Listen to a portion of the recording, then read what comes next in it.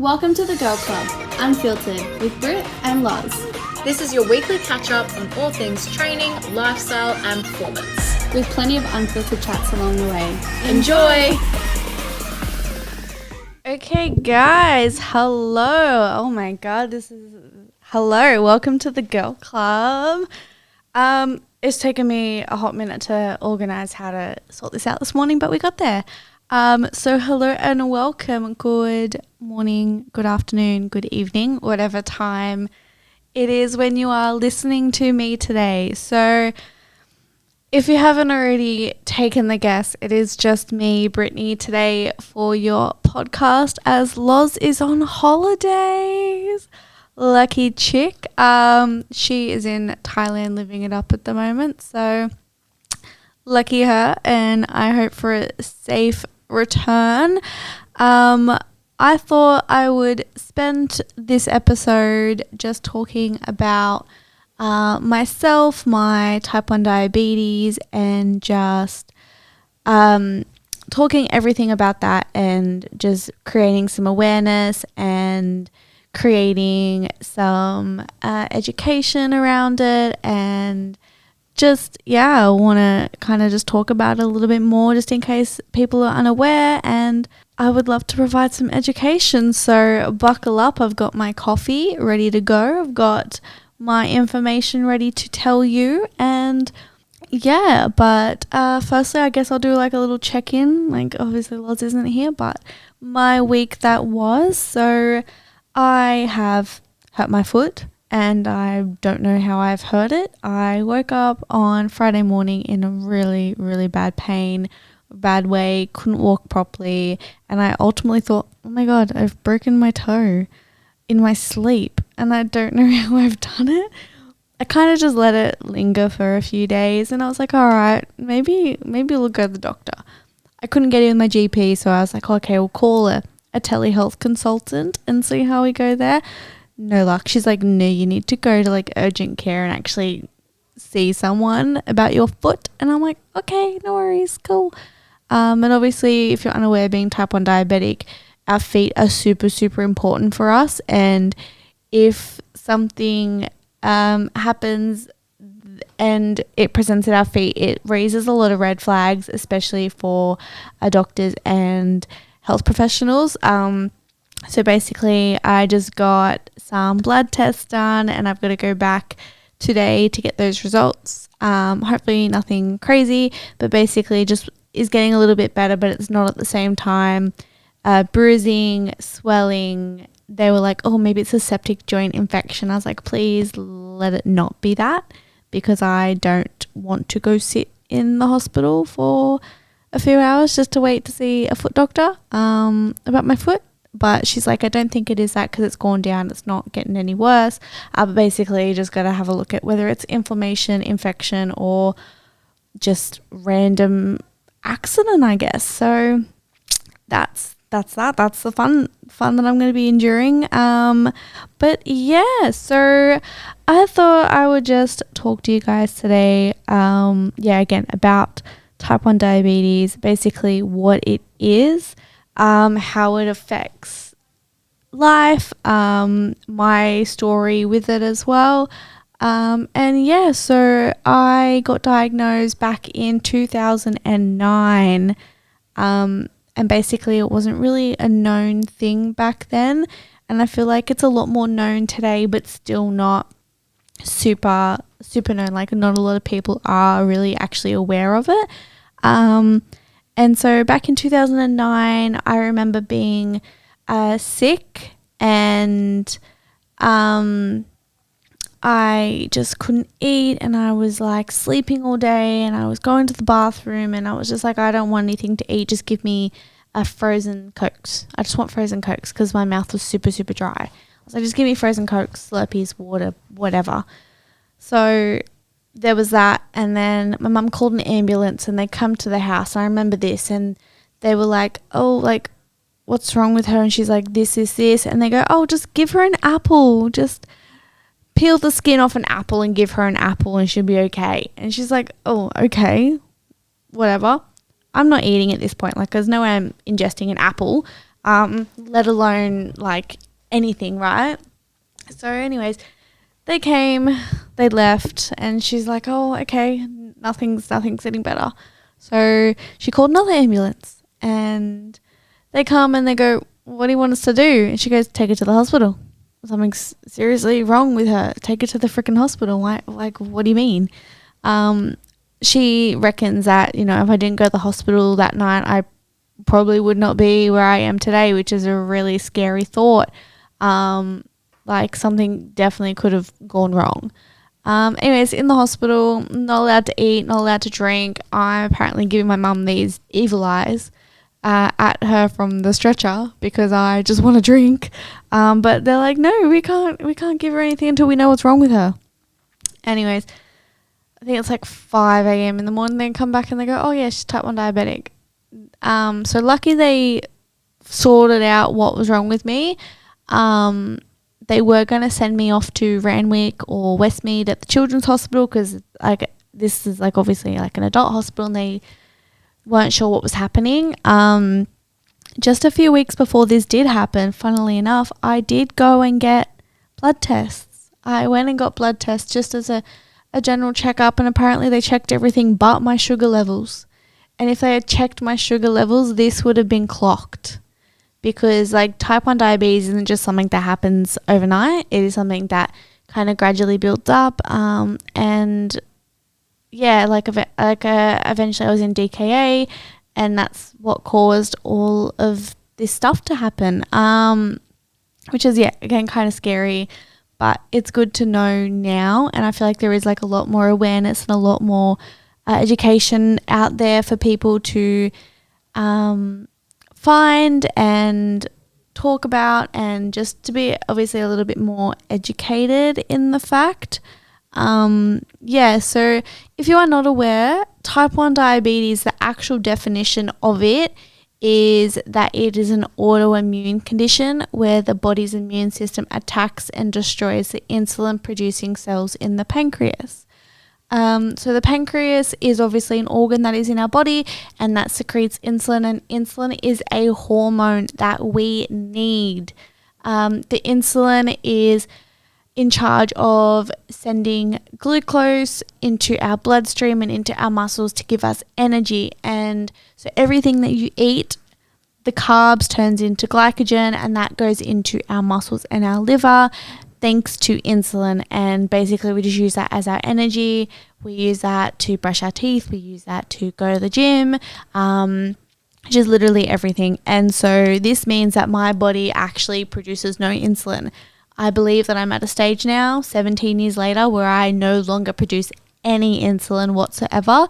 They do talk about a honeymoon stage where, like, you know, it may last a month, it may last 2 years, it may last forever. A honeymoon stage where your body still kind of produces a little bit of insulin, but I completely believe that my body is done and I produce nothing. There's no insulin happening in my body and I just have to do it all myself, basically. So like I mentioned, insulin is required to move glucose through the bloodstream and into the cells. And without insulin, our blood sugars do rise, which makes us hyperglycemic. So really high sugars, and it's not ideal for anyone. You can feel quite ill. It is not caused by lifestyle. So it's no, I didn't eat too much sugar as a child. No, I wasn't unhealthy. I was a bit chubby, but that's got absolutely nothing to do with how I got type 1 diabetes. It's not caused by lifestyle. It's not prevented. It can't be prevented. And it requires lifelong insulin through either multiple daily injections or through a pump or an Omnipod. And there's a lot of different devices out there today that can help you with the delivery of insulin and management. But basically, like a lot of people, I guess, would get wrong or confuse it with type 2 diabetes and say, oh, it's your lifestyle, like you ate too much sugar as a kid, or like you eat too much crap or too much junk food. Absolutely not. It's just your body is fighting a sickness, and it just chooses to attack your pancreas to fight that sickness. And unfortunately, you become type 1 diabetic and your pancreas no longer works. And you've got to work for it every single day, essentially. So it's not prevented, like it can't be prevented, and it's nothing that you did wrong. So like, I know growing up, I kind of thought like, oh, what did I do? You may have been thinking like, what did I do to deserve type 1 diabetes? Like, it's something that I have to live with for the rest of my life, and it's terrible. It is crap, and I agree, as someone who has been living with it for quite a long time. However, it's something that we can manage together, and unfortunately, you were chosen. you were chosen because God knew that you were too strong if he didn't give you a chronic illness, basically, and now he's just making you stronger. So I would take that and just run with it and make that your personality trait, like I have, basically. But just some more key stats about it, like around 8 to 9 million people worldwide live with type 1 diabetes. So like, it's very little in the scheme of how many people are in the world. But there's about 1.5 million new cases every year, which is a lot, which is why I think there's a lot more education and awareness around it. And it accounts roughly for about 5 to 10% of all diabetes cases. So I guess that also means type 2, whereas obviously type 2 is different, which I will dive into that as well. Australia approximately has 130 to 140,000 Australians with type 1 diabetes, with around 8 to 10 new diagnoses per day, which means there's 8 to 10 new people being told every single day your pancreas no longer works. You need to do the job for it. And it is the most common chronic disease in children, but it can occur at any age. I have friends who have gotten it at 19 or have gotten it at 18 or 20. My brother got it at 18. I got it at 9 and he got it at 18. And a lot of people are like, oh, so it's genetic. Yes, it can be genetic. However, very, very little of it is actually genetics. And so basically when I got diagnosed, they were like, oh, yeah, it's genetic. It runs in your family. So that's why you have it. Unfortunately, I mean, that may play a role, but my nan has type 2, not type 1. And my brother got it and my niece got it. However, my niece is not related to me in the same way that my brother is related to me, and how we thought it was down the line. So it's not always genetic. And I feel like that's a really, really big thing that people have a misconception about, is that, oh, it's genetics, it must run in your family. Yes, I guess it runs in my family now.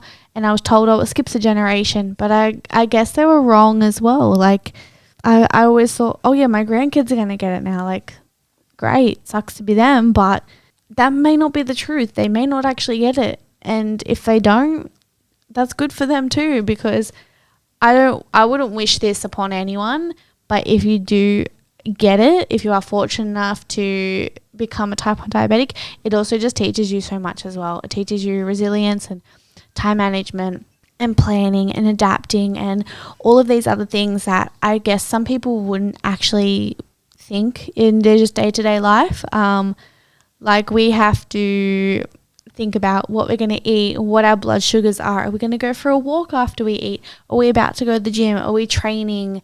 Like, we have so much that we actually need to take into consideration just day-to-day life. So, like, you could wake up in the morning, have breakfast and not think anything of it. I wake up in the morning and think, okay, I'm going to have breakfast. Am I going to take the dog for a walk after I go for breakfast, or am I just going to sit down and be lazy? Because that's the difference between my sugars spiking high or me having a low. And me having a low sugar is hypoglycemic. So basically my sugars are below 4, and if it continues to drop, it can get quite dangerous. You can go into like a seizure, a coma, full unconscious, and to bring your sugars back up, you obviously need to have carbs. And I guess that's where a lot of type 1 diabetics may fall in that vicious cycle when also trying to lose weight, because they're just like, oh, I'm having a low 5 times a day, so I've got to have carbs 5 times a day to bring that up, and that's going to make you fall out of your calorie deficit. And that is something that I'm very, very strongly opinionated about as well, is losing weight with type 1 diabetes. A lot of people say it's impossible, it's hard, I can't do it. It's not impossible. It's not hard if you have the right strategies and processes in place. And it is 110% possible. Coming from someone who has played soccer, who has put on 10 kilos, who's lost 10 kilos, who's put on muscle in a build, who's then now lost fat in their deficit phase. It's not impossible, and it's just making sure that you have the right processes in place, which is one of the many reasons that I became a personal trainer in the first place, was to help find more people, type 1 diabetics specifically, who want to lose that weight and who want to build glutes and who want to build muscle and want to be confident and all of those things that you are scared to be because of your type 1 diabetes. And I just want to put out there, like, it's not impossible, and it's so possible for you to do so many things. Like, if you've listened to other podcasts before, like, I'm in prep for my first bodybuilding competition, which I will touch more into as well in another episode, but it's possible. And I've known friends who have done their bodybuilding show, and she won some medals, and, you know, she's just shown me that it's possible, and she's shown a lot of her followers that it's possible as well. Like, we can do it. We can do anything that we set our mind to. Like, don't let this hold you back and be the end all, and be like, well, now I just have this thing and I can't do anything, because that's not true. I also just want to touch into the differences between type 1 and type 2, because I feel like this is something that a lot of people also get confused with. So, like I mentioned, type 1 isn't something that you can fix with diet or lifestyle. It's an autoimmune condition that requires constant management every single day, 24/7, where type 2 actually is lifestyle. So basically, type 2 is where your body can become resistant to insulin. So insulin, like I mentioned, is the key that takes your glucose into your body. Like type 2, yeah. So the lifestyle, it can be reversible. A lot of medications can help you with that. That's where pretty much I think Ozempic came out, was to help those type 2 diabetes. But it basically, how do I explain this? Like, lifestyle, yeah. So insulin doesn't work properly. Like, your body doesn't respond well to that insulin, and so instead of going into like your muscles and your liver, it basically just gets stored as fat, which is why a lot of type 2 diabetics tend to be overweight. And the doctor, before prescribing you to go on to any medication, they will say, okay, you need to change your lifestyle, you need to look at your food, you need to exercise more, you need to build more muscle, which, as building more muscle is actually going to help with your insulin resistance for PCOS, for type 2 diabetes, and in the end make your life a bit easier as well. So that's the difference. So type 2 basically is because you eat a lot of stuff that is not good for your body. It's not nutritious. It's not giving you any nutritional value, and that's generally why you can develop type 2.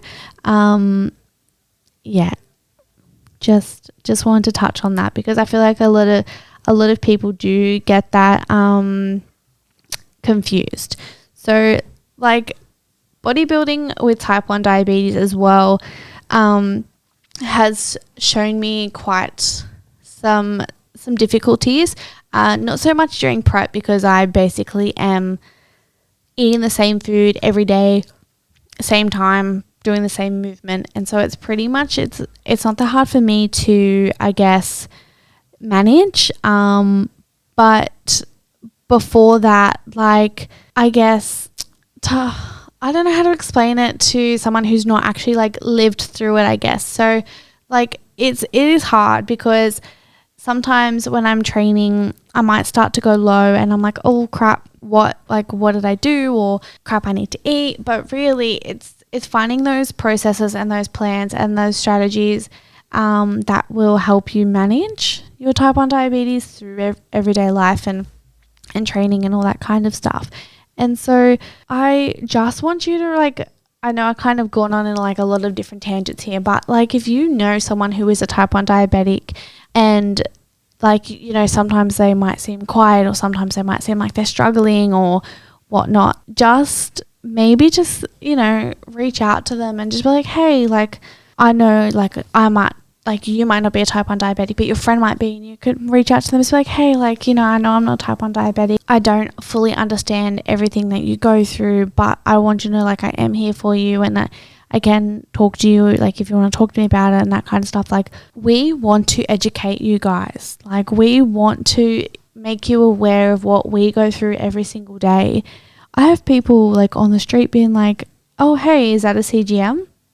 Like, what is that on the back of your arm? If they don't know, they're like, what's on the back of your arm? I'm like, oh, it's a glucose monitor. I'm a type 1 diabetic. So it connects to my phone so I can continuously monitor my sugars and make sure that I'm, you know, not going low or not going high. And it just makes my life a lot easier. And they go, oh, okay, no worries. Like, they ask the questions and I'm happy to answer those questions for them. And so, yeah, I do have a CGM on at the moment, and I found it so good. It's kind of made my life so much easier, and I'd say over like the last 3 or 4 years. Like, initially, I went to the doctors when I was going regularly, and I was like, oh, I'm going to bed at a good blood sugar, but I'm waking up quite high in the morning. And they go, oh, okay, like, well, we don't know what's happening because you're just finger pricking. And I said, yeah, I'm just finger pricking. Like, I didn't like the idea of a CGM or a pump at the time, because I didn't like the idea of something being on me all the time. But they go, I think a CGM would be really, really good for you, because that way we can see what's happening overnight and we can, you know, make a plan and take action on what's happening. I was like, okay, yeah, cool, no worries, let's do that. And then I've still got it on 4 years later, and it just makes my life so much easier. I do actually have like another appointment where I'm going to go get it changed to a newer one, and I want to see how that goes. I don't like the warm up period. I don't like, it's an hour, but a lot can happen in an hour. I could go low, I could go high. I might go for a walk in that hour, and I would rather know what's happening to my blood sugars. So if I can reduce that from an hour to half an hour, or just have no warm-up time at all, because I actually swap everything in the right time, it would just make my life a little bit easier. But in saying that, not to put any crap on like the doctors or the endocrinologists or anything like that, but I feel like as well, they're part of the reason why there's not enough education of type 1 diabetes out there. Like, I know when I did really start going to the gym and I was like, oh, I've noticed like my sugars spike after I do my morning cardio. They just go, oh yeah, sorry. Your sugars will spike potentially if you do fasted cardio. And I was like, oh, okay. Well, that would have been good to know before I did said fasted cardio. So now I don't really do fasted cardio. I will do cardio later in the afternoon when I know that there's no insulin on board, because obviously I want my body to use the energy that my body is storing, not use the insulin, like the glycogen from the insulin.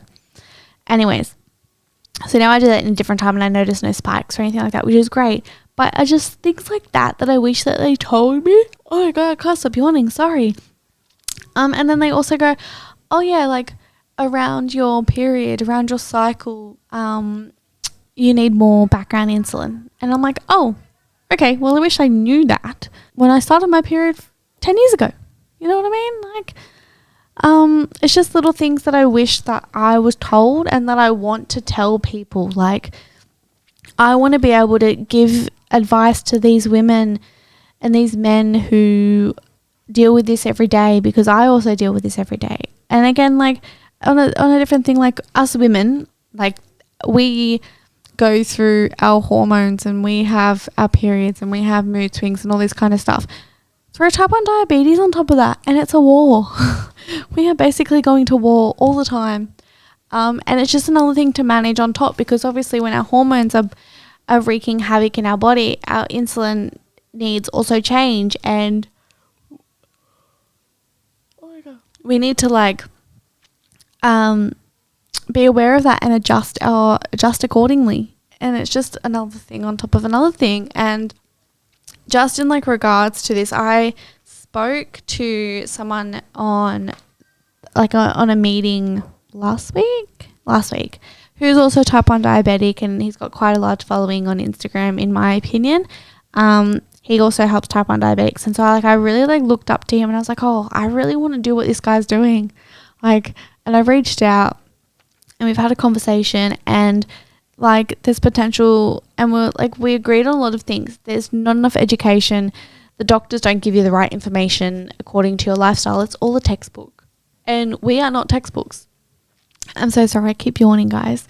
But yeah, we are not textbooks, and everyone is different, and I feel like we need the information to accommodate to each of us differently. And if you just say, oh yeah, don't do this, like it's, or do this instead, it's different for every single person.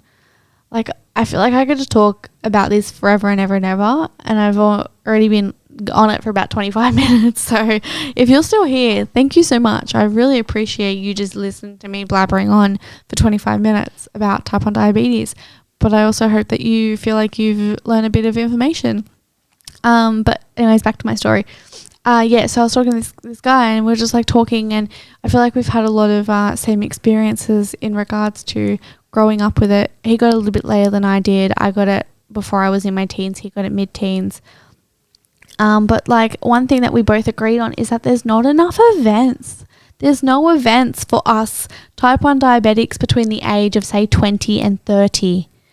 There's events for children up until the age of like 15, and then there's events for parents, you know, with children that have type 1 diabetes, but there's nothing for us in the middle. Like, I'm 26, and I wish that I knew more girls that were type 1 diabetic, or I wish I knew more men that were type 1 diabetic, not just to be like, oh, hey, like we're the same, but just to also like, you know, interact, get experience from them, give them any tips that I've gotten, or they can give me any tips that they've gotten, because we all have the same disease, not disease, but you know, the same thing.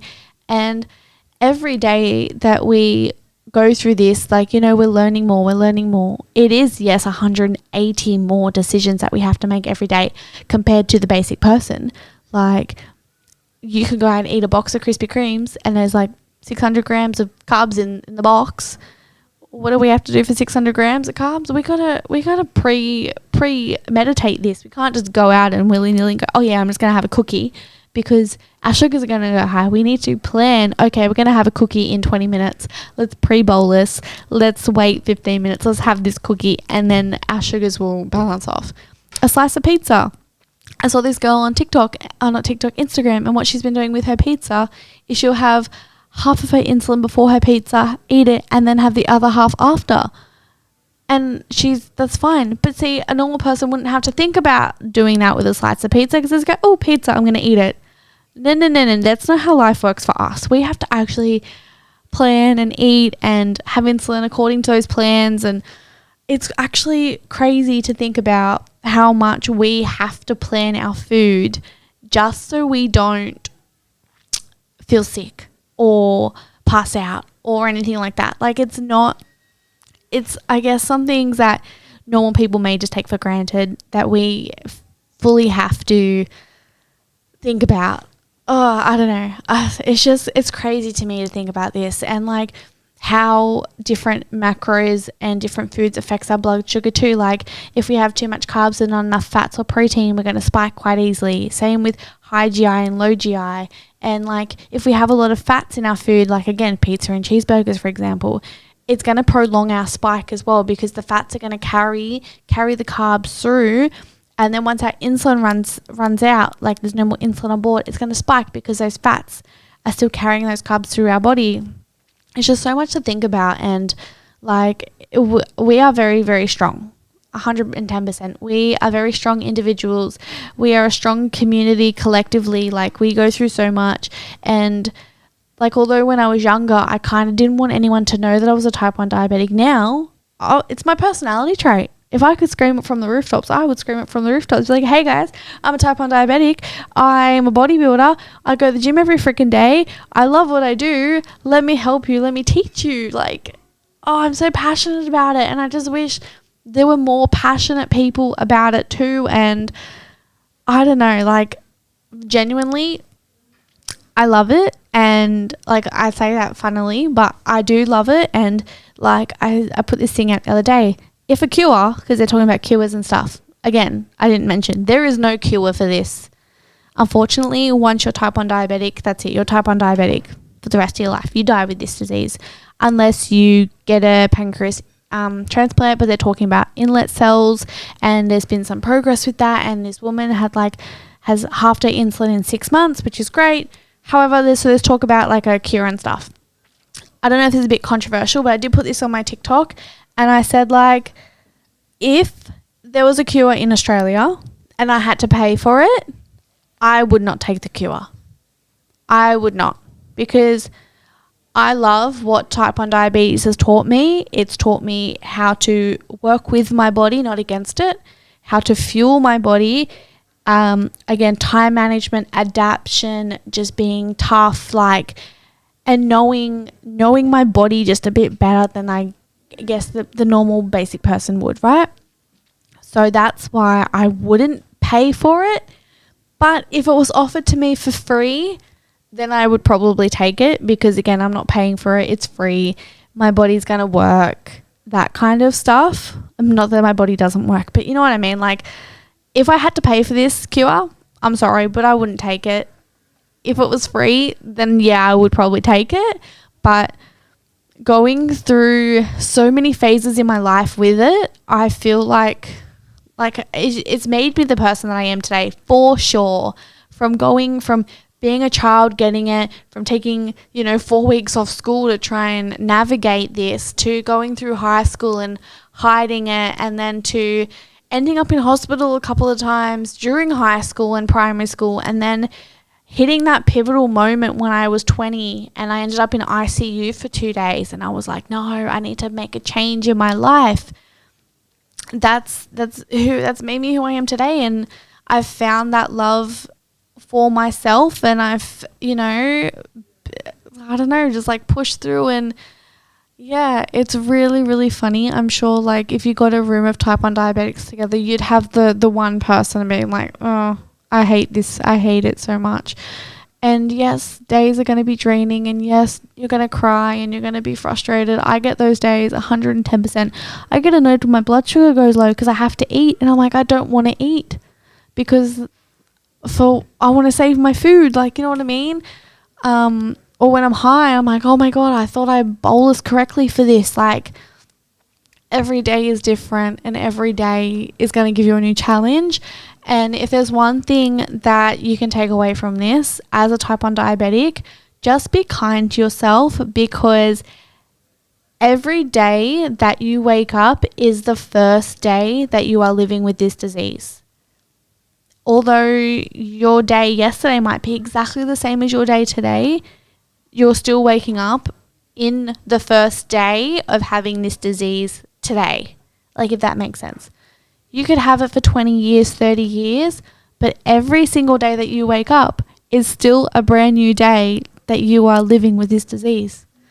So try to be a bit kinder to yourself, and try not to be so, oh my God, but yesterday was so perfect.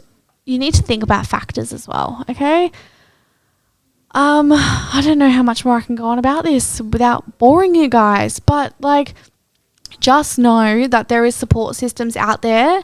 If you are a type 1 diabetic, or if you have a friend that is a type 1 diabetic, be their support system and learn a little bit about them. Really hoping for an event soon in Sydney. Again, I'm working with another type 1 diabetic trainer, and to be honest, I wish I could have like called them and had like an interview with them on the podcast. That'd been pretty freaking cool, instead of just listening to me for half an hour. But maybe in the future I'll come back in and get them in with me too, because they are obviously a Sydney based. But yeah, a Sydney based event, hopefully coming really, really soon. I'm so excited. Like, legit, after my like meeting with this guy, I was like so happy. I was like, oh my God, I'm so excited. Like, let's freaking go. Let's turn this community around. And like, yeah, I'm just so excited. I'm so sorry. Anyways, that's enough of me talking about type 1 diabetes and boring you guys. But just know, support systems out there. I'm a personal trainer with type 1 diabetes. I've been a personal trainer in the industry for 3 years this year. I've been living with type 1 diabetes for 17 years this year. So put 20 years. Let's say 20 years. Anyways, I have the experience, I have the knowledge, and if you are a type 1 diabetic and you feel unseen, or you need help with a routine and structure, or just like management and care, please reach out to me. Jump on my Instagram. It's at Brittany Trelaw, so Britney, like Britney Spears, and Treloar. That is my Instagram handle. Same for my TikTok, is at Brit Trelaw. Please give me a follow. Please reach out. If you would like to do some coaching with me, please, I would be more than happy to. And yes, just keep an eye out for this event, because I'm so freaking excited for it to come. Just got to organize it, but you know what it can be like working with males. They're a bit slow. No offense, guys. But yes, and I hope you've enjoyed listening to my voice for the last 35 minutes. Again, Loz isn't here. She's on holidays, living it up in Thailand. But thank you so much. I don't want to bore you any longer. And again, thank you to Bella Vista Hotel for letting us use their podcast room. It's been fun. It's been a bit weird being by myself, but if you haven't noticed, I am very passionate about this. And thank you if you've made it this far. I really, really appreciate it. Give us a follow on Spotify, The Girls Club Unfiltered. Give us a follow on Instagram, TikTok, Loz, Move with Loz as well. Don't forget her Instagram. Show us some love. Leave comments, leave questions. We want to talk about what you guys want to hear. But yes, just shout out to your fellow type 1 diabetic friends. Give them a big hug. Say, don't worry, I see you, and I know that you have to make a lot of decisions every single day. And just give them a heads up if you're going to go eat some pizza, okay? So they can prepare for it. Anyways, guys, much love. Thank you so much. Love you all. Have the best week. Depends what time you're listening to this again. But yeah, I'll catch you on the next one. Bye.